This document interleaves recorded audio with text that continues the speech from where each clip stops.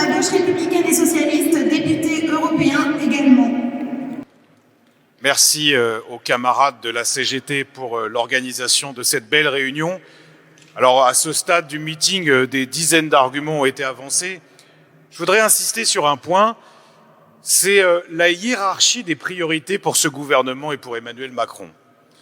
Alors que les peuples européens sortent très éprouvés de la crise du Covid, qui a révélé nos faiblesses, nos vulnérabilités, alors que nous avons à quelques centaines de kilomètres une guerre que des gens vivent dans leur chair, mais qui a aussi des conséquences pour les peuples du monde.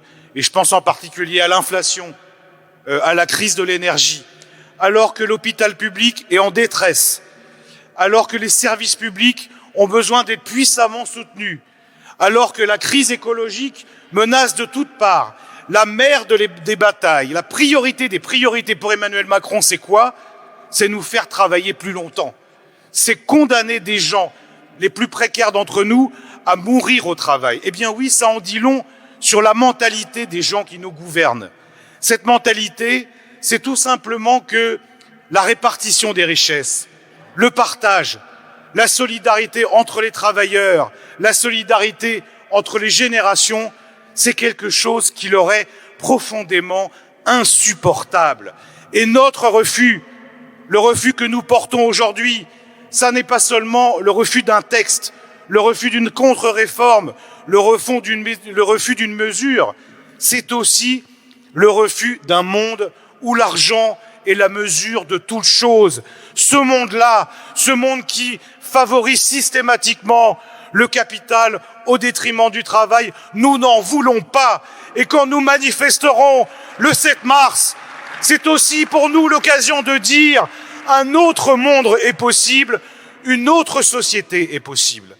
Alors bien sûr, lors de cette réunion et toutes celles qui ont lieu dans le pays, nous rétablissons la vérité, parce qu'il y a des faits, parce qu'il y a des chiffres.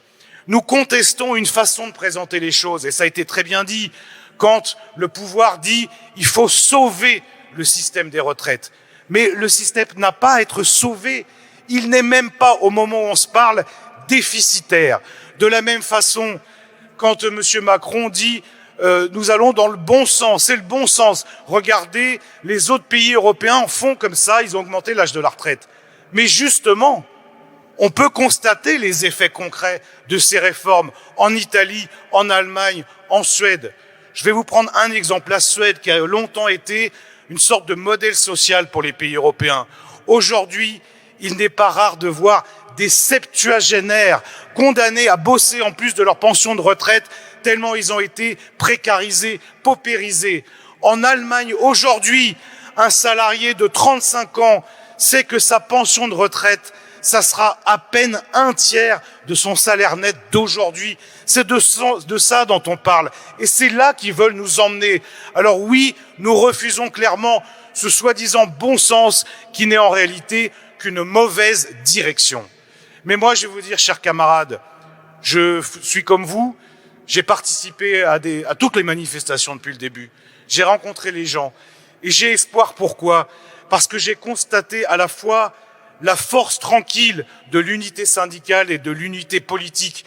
Les gens sont calmes, mais ils sont déterminés. Pourquoi? Parce qu'ils savent qu'ils se battent pas seulement pour leur pension, mais parce qu'ils se battent pour leurs enfants, parce qu'ils se battent pour une certaine idée du modèle social qu'ils veulent préserver. Alors oui, le 7 mars, le 8 et les jours qui vont suivre, nous sommes là pas seulement pour contester cette contre-réforme, mais nous sommes là pour dire un autre monde est possible. Vive la République sociale, vive l'unité syndicale, vive les camarades de la CGT et à très vite pour d'autres luttes et d'autres conquêtes et d'autres combats. Merci beaucoup. Merci à vous d'être intervenu